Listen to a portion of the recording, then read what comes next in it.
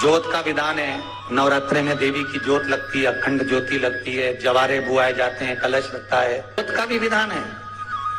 जिसके यहाँ दिया अखंड जलाया जाता है, अगर वो दिए की लो, दिए की बाती अगर दक्षिण दिशा की होती है तो उसके घर में साल भर में एक घात जरूर होती है। जो दिया अखंड जलता है उसकी बाती का मुख दक्षिण का नहीं होना चाहिए। अगर आपने देवी भागवत का स्मरण करा हो, देवी भागवत को अगर सुना हो, तो देवी भागवत में स्पष्ट किया गया कि पूर्व की ओर मुख करा हुआ दिया, अर्थात पूर्व की ओर ज्योत जो जलाई जाती है वो संपदा की वृद्धि करती है। पश्चिम की ओर मुख कर कर जो ज्योत लगाई जाती है महाराज, वो वैभव को देती है। और उत्तर की ओर जो मुख कर कर ज्योत जलाई जाती है, उत्तर की ओर जो ज्योत का मुख रहता है वो आयु की वृद्धि करती है, घर में अकाल मौत को रोकती है। नवरात्रे का जो भाव तत्व है उसको भी अच्छे से समझ लेना।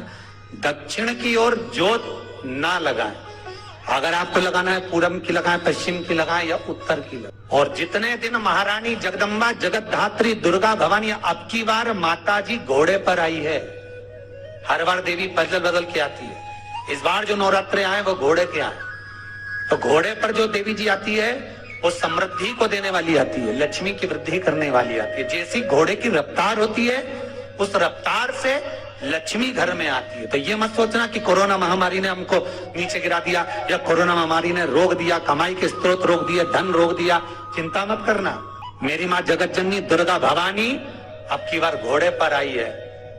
साल भर में इतना धन दे देगी कि आपने पीछे के 4 साल में नहीं कमाया होगा। इतनी मेरी माँ भंडार भर देगी। ये घोड़े पर आई है, कोई साधारण नहीं हो सकता।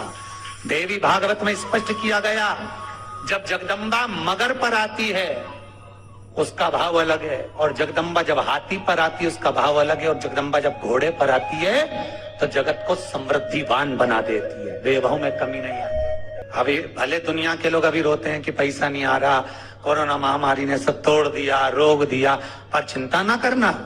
मेरी माँ अगर घोड़े पर आई है तो उसका सुख आपको जरूर मिलेगा। एक जरा सी मिट्टी की दुकान भी अगर आप खोल कर बैठेंगे तो चांदी और सोना के बराबर कमाएंगे। इतना धन देगी वो माँ, साधारण नहीं है मेरी माता। तात्विक सुख का आनंद देने वाली, लाभ तत्व प्रदान कर। और नवरात्रि में भी अगर आपकी कोई कामना है, आपकी अगर इच्छा है, आपका मन है, तो जगत जननी की आराधना करो। पति और पत्नी में अगर क्लेश है तो जगदम्बा के मंदिर में मक्खन चढ़ाओ, प्रेम बढ़ जाएगा। आपको लगता है कि पति कोई अन्य स्त्री से लगा हुआ है या परिवार टूट रहा है, तलाक तक पहुंच गया है, तो माता के मंदिर में आप ध्वजा लगवाइए, उस ध्वजा पर मक्खन लगाकर लगवाइए, आपको लाभ मिलेगा। यदि आपको लगता है कि बच्चे बहुत ज्यादा अपशब्द बोल रहे हैं, मुंह चला रहे हैं और प्रेम नहीं रख रहे, तो माता के मंदिर में लाल पुष्प, लाल चंदन और लाल चूड़ी माँ को समर्पित करिए, प्रेम बढ़ेगा। बच्चा कभी आप जी से कम नहीं बोलेगा, प्रेम की भाषा निकलेगी। नवरात्रे में 9 दिन में से कोई एक दिन ऐसा ले लो जिस दिन कन्याओं का भोजन कराओ, साथ में उनको लाल चुनरी ओढ़ाओ या कोई लाल वस्त्र, लाल पूजन की सामग्री उनको दो, सुख मिलेगा। आपके घर में पितृदोष है, आपको ऐसा महसूस होता है, तो किसी भी नवरात्रि के पहले जो अमावस्या पड़ती है, जिस दिन अमावस्या रहे उस दिन चावल की कटोरी में एक कपूर का टुकड़ा रख दीजिए महाराज, छोटा सा, और कपूर का टुकड़ा रखकर उस कपूर को दरवाजे के बाहर कटोरी में ही, चावल रखी हुई कटोरी में ही उसको पितरों का स्मरण कर कर जला दीजिए।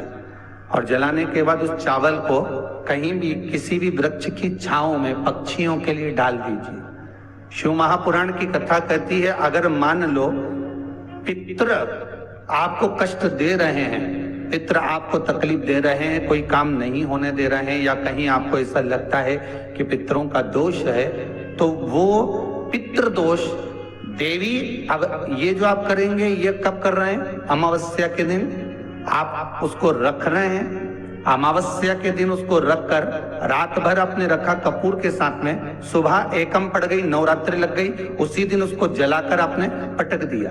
अर्थात उससे देवी और पितृ इन दोनों का आशीर्वाद जो प्राप्त होता है, तो घर में से पितृदोष समाप्त होकर लक्ष्मी की वृद्धि प्रारंभ हो जाती है, कार्य में सिद्धता आ जाती है। मान लो अगर पितृदोष है तो करो, नहीं है बड़ी अलमस्ती से रहो, तो ये पितृदोष का स्मरण। तो यहाँ शास्त्र करे कि पितरों का जो लोक होता है, पितर जो लोक होता है, उस पितृलोक में 64 योगिनियां प्रवेश नहीं करती।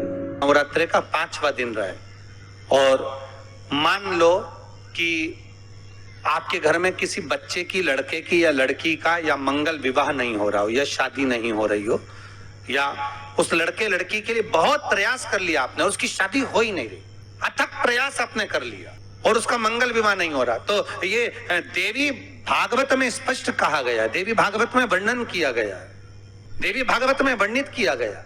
और देवी भागवत में कहा गया कि आम का जो पत्ते होते हैं, आम का जो पत्ता होता है, आम का जो पल्लव होता है, उस आम के पत्ते पर हल्दी और सिंदूर, इन दोनों से स्वस्तिक का निर्माण किया जाए। देवी भागवत का संवाद है, बहुत ध्यान देना महाराज। जिन कन्याओं का विवाह ना हो पंचमी के दिन, नवरात्रि की कोई सी भी पंचमी, मतलब जो पंचमी तिथि पड़ेगी, कोई भी नवरात्र हो, चाहे वो 4 नवरात्र में से, चाहे वो पौष का हो, अश्विन का हो, चैत्र का हो, आषाढ़ का हो, किसी भी नवरात्रि में आप कर सकते हैं। एक पान के पत्ते पर, एक ही पत्ते पर जो 2 स्वस्तिक बनेंगे, एक हल्दी का बनेगा, एक सिंदूर का बनेगा। बस अंतर इतना है, जो हल्दी का स्वस्तिक है उस पर कंकु के चावल, अर्थात रौली के चावल, रोली कुंकू के चावल रखना है, और जो सिंदूर का है उस पे हल्दी के चावल रखना है। इतना रखकर जिस लड़का लड़की का विवाह नहीं होता, उसकी हथेली पर रखकर उसका नाम और गोत्र बोलकर महाराज उसको ले जाकर नीम के पेड़ के नीचे उसको रख दिया जाता है। मात्र 3.5 या 4 महीने ऐसे रहते हैं जिसके अंदर उस लड़का लड़की का विवाह पक्का हो जाता है। जिसका विवाह नहीं होता केवल उसी के लिए। नवरात्रि में देवी जी की जो बाती लगाई जाती है वो लंबी लगाई जाती है। लंबी बाती का प्रमाण अलग होता है। लंबी बाती क्यों लगाई जाती है? भगवान के मंदिर में दीप में, देवियों की पूजन में, लक्ष्मी की वृद्धि के लिए। कौन से देवता के यहाँ लंबी बत्ती लगती है और कौन से देवता के यहाँ गोल बत्ती लगती है, उसका भी प्रमाण बनना। किसी देवी की पूजन करो तो लंबी बत्ती आती है, कुल देवता की पूजन करो तो लंबी बत्ती आती है। किसी मंदिर में किसी देवता को लगाने जाओ तो गोल बत्ती लगती है, उसका भी प्रमाण है। लंबी बत्ती जहां लगाई है, अगर लक्ष्मी के सामने लगाई है तो लक्ष्मी की लंबाई बढ़ती है, लक्ष्मी की वृद्धि बढ़ती है। अगर कुल देवता के नाम की लगाई है तो वंश की वृद्धि होती है। इसलिए हमारे यहाँ अमावस्या पूनम को जो पाटे वाटे भराते हैं उसमें गोल बत्ती नहीं लंबी लगाई जाती है, जिससे हमारा वंश बढ़े। नवरात्रि में देवी जी की जो बाती लगाई जाती है वो लंबी लगाई जाती है, गोल नहीं। क्यों? क्योंकि जिससे माँ हम पर कृपा बना कर रखे, हमारा वंश खूब बढ़े, हमारे यहाँ लक्ष्मी की वृद्धि हो। स्थिर बाती, गोल बाती लगाई जाती है ब्रह्मा के मंदिर में, इंद्र के मंदिर में, देवता के मंदिर में। तुलसी के सम्मुख में लंबी बाती नहीं लगती, तुलसी के सम्मुख में गोल बाती लगाई जाती है, जिससे स्थिरता का भाव केंद्रित। पीपल के वृक्ष के नीचे कभी लंबी बाती नहीं लगती, बड़ के पेड़ के नीचे कभी लंबी बाती नहीं लगती, आंवले के पेड़ के नीचे कभी गोल बाती नहीं लगती। आंवले के वृक्ष के नीचे लंबी बाती लगना चाहिए, धन की वृद्धि। तुलसी के पौधे के नीचे लंबी नहीं लगती, गोल बाती लगती। बातियों का भी प्रमाण। बंदरवाल होती है पहली, आम के पत्ते की बंदरवाल। जब हमारे यहाँ सत्यनारायण भगवान की कथा करते हैं, ब्याह होता है, शादी होती है, शुभ कार्य होता है, तो दरवाजे पर आम की बंदरवाल लगती है। दूसरे नंबर पर है पीपल के पत्ते की बंदरवाल। ये अमावस्या के एक दिन पहले लगती है और अमावस्या के दूसरे दिन उतरती है, और इसको फिर ठंडा कर दिया जाता है। ये जिसके घर में पितृदोष होता है, 1 रुपए कमाओ 100 रुपए खर्च वाला काम हो, या मानसिक टेंशन कुछ चल रहा हो, तो पीपल के पत्ते की बंदरवाल लगाई जाती है। तीसरे नंबर पर होती है नीम की बंदरवाल। नवरात्रि जिस दिन प्रारंभ होते हैं, नया संवत्सर जिस दिन प्रारंभ होता है, उस दिन नीम के पत्ते की बंदरवाल लगती है, जो नवरात्रि के 9 दिन तक दरवाजे के बाहर लगी होती है, जिससे घर में कोई नई बीमारी प्रवेश नहीं करती, वो बीमारी बाहर निकल जाती है। इसको नीम के पत्ते की बंदरवाल। चौथे नंबर की होती है आम के पल्लव, आम के पत्ते, पीपल के पत्ते और नीम के पत्ते, इन तीनों की बंदरवाल।